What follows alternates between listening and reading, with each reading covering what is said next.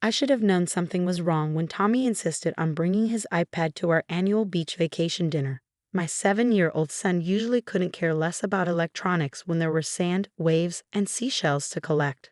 But that evening, he clutched his tablet like a shield, his small face unusually serious. "Are you sure you want to bring that to dinner, buddy?" I asked as I helped him button up his collar. Grandma Caroline always gets upset about screens at the table. "Please, Mom," he whispered, his blue eyes, so much like his father's, pleading with me. "It's important." I gave in, assuming he downloaded a new game he wanted to show his cousins. If I'd known what was really on that iPad, I might have prepared myself better for how this evening would shatter our family's perfect facade. The restaurant was one of those overpriced beachfront places where wealthy families pretend they're living in a magazine spread. My husband David's family had been coming here every summer for 20 years. His mother, Caroline, insisted on maintaining the tradition, even though the food was mediocre and the service got worse every year. "Sarah, darling." Caroline air-kissed my cheeks as we arrived. "That dress is interesting. So brave of you to wear something so casual to dinner." I forced a smile, smoothing down my perfectly appropriate sundress. After 8 years of marriage to her son, I learned to let Caroline's little jabs roll off my back. Besides, I had bigger concerns. David was late. Again. "He's stuck on a work call," I explained to the questioning looks. "He'll be here soon." Tommy's hand slipped into mine, squeezing tight. When I looked down, he was watching me with those knowing eyes that sometimes made him seem decades older than 7. We took our seats at the long table, Caroline at the head, of course, with David's sisters and their families filling in the spaces. Tommy insisted on sitting next to me instead of with his cousins, that iPad still clutched in his lap. "No electronics at dinner," Caroline reminded him sharply. "Really, Sarah, you should enforce better rules." Before I could respond, my phone buzzed with a text from David. "Running late. Start without me. Big client emergency." I showed the message to Caroline, who pressed her lips together disapprovingly. Well, at least my son is dedicated to his career, though it would be nice if he could manage his time better for family events. That's when Tommy tugged on my sleeve. "Mom," he whispered, "I need to show you something." "Not now, sweetie. Let's order first." "Please, Mom," his voice cracked slightly. "It's about why Dad's really late." Something in his tone made my stomach drop. I glanced around the table, but everyone was absorbed in their menus and conversations. Slowly, I took the iPad Tommy was offering. "The password is baseball," he said quietly, like the games Dad keeps missing. My hands trembled slightly as I typed in the password. The screen opened to David's Messenger account. He must have forgotten to log out after letting Tommy play games on the tablet. But instead of game notifications, I found myself staring at months of messages between my husband and his new secretary, Jessica. "Working late again?" Read one message from 2 weeks ago. "Miss you already. Can't wait for our weekend away," said another. "The divorce papers are ready. I just need the right time to tell her." Photos followed. David and a young blonde woman I recognized from the office holiday party. They were at restaurants at what looked like a real estate showing, and finally, my heart stopped, standing in front of a positive pregnancy test. The messages blurred as tears filled my eyes. Through the haze, I saw one final exchange from just hours ago. "Jessica, when are you going to tell them?" "David, soon, just need to get through this stupid family vacation first." "I found it last week." Tommy's small voice cut through my shock. "When Dad let me play Minecraft." I didn't mean to look, but the messages kept popping up. I stared at my son, this precious boy who had been carrying this terrible knowledge alone for days. "Why didn't you tell me sooner, baby?" He looked down at his lap. "I was scared. And I thought maybe if I showed you with everyone here, Dad couldn't pretend it wasn't real. Like when he pretends he has to work instead of coming to my games." The wisdom and pain in those words felt like a physical blow. My 7-year-old had orchestrated this moment to protect me, to ensure his father couldn't deny the truth. While I'd been making excuses for David's absences, Tommy had been watching, understanding more than any child should have to. As if on cue, David's voice boomed across the restaurant. "Sorry I'm late, everyone. Traffic was terrible." He strode toward our table, tall and handsome in his business suit, looking every bit the successful lawyer and family man. But as he bent to kiss my cheek, I caught a whiff of unfamiliar perfume. Actually, I said, my voice steadier than I felt, we need to talk about where you really were. The color drained from his face as his eyes landed on the iPad in my hands. Sarah, I can explain. Can you explain the house you were viewing with Jessica? Or the baby she's carrying? Or the divorce papers you've already prepared? The table fell silent. Caroline's fork clattered against her plate. David's sisters exchanged shocked looks while their husbands suddenly became very interested in their water glasses. Who told? David's eyes landed on Tommy, and his expression darkened. You went through my private messages. Don't you dare. I cut him off, standing up. Don't you dare try to blame our son for your betrayal. He's been watching you miss his games, lie to his face, destroy his family. He's 7 years old, David. 7. And he had to be the one to tell me the truth because you were too much of a coward. Tommy pressed against my side, and I wrapped my arm around him protectively. In that moment, looking at my husband's guilty face across the fancy table settings and overpriced wine glasses, I felt something shift inside me. The hurt was still there, but now it was hardening into something stronger. Caroline, I said, turning to my mother-in-law, I apologize for ruining another one of your perfect family dinners. Tommy, sweetie, would you like to go get ice cream instead? My son nodded, managing a small smile. As we turned to leave, Caroline found her voice. David, explain yourself. There must be some mistake. Ask him about the sonogram picture on his phone. Tommy called back over his shoulder, showing wisdom beyond his years once again. The one he thinks is hidden in his archived photos. We walked out of that restaurant with our heads held high, leaving behind the shocked silence and my husband's stammered excuses. In the warm evening air, Tommy slipped his small hand into mine. I'm sorry, Mom, he whispered. I knelt down to his level, looking into those bright, brave eyes. Never apologize for telling the truth, baby. You did the right thing. Now how about that ice cream? He managed a real smile this time. Can we get 2 scoops? The next morning, I woke up to 47 missed calls and a string of text messages. Most were from David, alternating between desperate apologies and angry accusations. How dare I humiliate him in front of his family? What was I thinking, letting our 7-year-old expose his private messages? The irony of him talking about privacy while hiding a pregnant girlfriend wasn't lost on me. Caroline had also bombarded my phone. We need to discuss this like adults. Think about the family name. There must be some reasonable explanation. The last message made me laugh through my tears. I'm sure if you'd been more attentive at home, David wouldn't have strayed. Tommy and I had checked into a beachfront hotel just a few blocks from the family's rental house. It cost a fortune, but the look of relief on my son's face when I told him we didn't have to go back was worth every penny. Mom? Tommy's voice came from the balcony where he was watching the sunrise. Is Dad going to be mad at me forever? My heart broke all over again. I joined him outside, wrapping a blanket around both our shoulders. Nothing about this is your fault, sweetie. Dad made his choices, and now he has to live with the consequences. But Grandma Caroline said. What did she say? I tried to keep the edge out of my voice. He looked down at his hands. She came to my room last night before dinner. Said if I was a better son, spent less time with baseball and more time with Dad's law stuff, maybe he wouldn't need a new family. The fury that rose in me was unlike anything I ever felt. Caroline Matthews had actually gone to my child, my 7-year-old son, and tried to make him feel responsible for his father's affair. In that moment, I made a decision that would change everything. Pack your bag, buddy, we're going home. But the vacation. Sometimes, I said, pulling out my phone, vacations need to end early so better things can begin. I called my sister Kate, who'd always been my rock. She answered on the first ring, probably worried after the string of texts I'd sent her last night. I need a favor, I said. Can you go to my house and change the locks? Also, pack up David's things and put them in the garage. I'll explain everything when we get home. Already on it, she replied. Mom and Dad are here too. We've got your back, sis. As we packed, someone knocked on our hotel room door.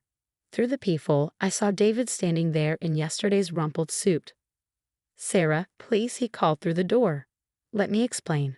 Tommy, buddy, I know you're in there. Talk to me. Tommy froze, his favorite baseball cap halfway to his suitcase. I watched him struggle with the instinct to run to his father, to believe whatever explanation David had prepared. You don't have to talk to him if you don't want to, I said softly. Tommy straightened his small shoulders. I don't want to. Your mother is manipulating you. David's voice rose. She's turning you against me. That did it. I yanked open the door, keeping the security chain in place. Like you turned him against baseball. His passion, his joy, the thing he loves most in the world. How many games did you miss while you were starting your new family, David? I was building a future. Making partner takes sacrifice. 14, Tommy said quietly from behind me. You missed 14 games. I counted. David's face crumpled. For a moment, I saw genuine pain there, maybe even regret. But then his lawyer mask slipped back into place. I'll fight you for custody, he said. My son needs his father. Your son needs therapy to deal with the trauma of his father's betrayal, I shot back. And as for custody, I wonder what the judge will think about those text messages where you plan to abandon us. The ones where you called Tommy's baseball a waste of time. Our son was wise enough to take screenshots. David's face went pale. He's 7 years old. He shouldn't be involved in this. You involved him the moment you chose your secretary over his baseball games. I started to close the door. Oh, and David, the next time you see us will be in court. Hope your new family was worth it. I turned back to Tommy, expecting tears, but instead found him standing tall, his suitcase packed neatly beside him. Can we get breakfast before we drive home? He asked. I'm thinking waffles. I smiled, marveling at his resilience. Waffles sound perfect. As we ate at a small diner far from the family's usual spots, Tommy pushed his eggs around his plate. Mom, do you think Jessica's baby will be my brother or sister? The question caught me off guard. Technically, yes, but you don't have to think about that right now. Will Dad love them more because they're newer? Oh, sweetheart, I reached across the table to squeeze his hand. Your dad's choices have nothing to do with love. Sometimes adults make selfish decisions that hurt the people around them. But I promise you, no new baby could ever replace you. He nodded, processing this with the same thoughtful expression he got when working out complex math problems. Maybe, he said finally, we can make our own new family. Just you and me. And maybe a dog. I laughed, feeling lighter than I had in months. A dog, huh? Well, the house does have a big backyard. And I'll never miss your important stuff, he added seriously. Not ever. Tears pricked my eyes. Same here, buddy. Every game, every practice, every moment. I'll be there. As we drove home, leaving behind the beach house full of Matthew's family drama, Tommy dozed in the backseat clutching his iPad, now cleared of his father's accounts and loaded with actual age-appropriate games. I thought about David's threat to fight for custody, about Caroline's inevitable attempts to preserve the family's reputation, about the long road ahead. But then I looked in the rearview mirror at my sleeping son, this incredible child who'd been brave enough to tell the truth when all the adults in his life were living lies. And I knew we'd be okay. More than okay. Tommy stirred slightly. Mom, he mumbled. Can we name the dog Home Run? I smiled. Home Run is a perfect name, baby. Just perfect. The highway stretched out before us, leading away from the life we'd known and toward something new, something honest, something ours. 6 months later, Tommy hit his first home run. The ball soared over the fence as the crowd erupted in cheers. From my spot in the bleachers, I jumped up screaming, while beside me, our golden retriever Home Run lived up to his name by barking excitedly. Tommy rounded the bases with the biggest smile I'd seen since that fateful vacation dinner. That's my boy, I shouted, not caring that I probably looked ridiculous dancing in the stands. As Tommy crossed home plate, his teammates swarmed him. Through the celebration, his eyes found mine, and he gave me our secret signal, a tiny salute we developed during the divorce proceedings. It meant, we've got this. And we did have it, though the road hadn't been easy. David, true to his word, had tried to fight for custody, but those screenshots Tommy had taken proved invaluable. The judge was particularly interested in the messages where David had planned to abandon us, and his new life with Jessica didn't exactly paint him as father of the year. Caroline had shown up at our house 3 times, bearing gifts and thinly veiled threats about keeping this in the family. Each time, Home Run's barking drove her away before she could finish her speech about family legacy. It seemed even our dog had good judgment about toxic people. Mom, Tommy came running over after the game, still clutching the home run ball. Did you see? Did you get it on video? Every second, I assured him, holding up my phone. Want to send it to Aunt Kate? He nodded enthusiastically, then hesitated. Should we send it to Dad too? My heart squeezed. Despite everything, Tommy still hoped his father would care about his achievements. David had been granted supervised visitation twice a month, but he'd already canceled 3 times due to work commitments. We can send it if you want to, buddy, but remember what Dr. Martinez said about managing expectations. Tommy nodded solemnly. We've been seeing a family therapist who specialized in helping children through divorce. She'd been teaching Tommy that his father's choices reflected on David, not on Tommy's worth. I know, he said, but maybe this time he'll come to the next game. How about we get ice cream and talk about it? I suggested, our standard procedure for handling tough emotions. At the ice cream shop, Tommy swirled his spoon through his triple chocolate sundae.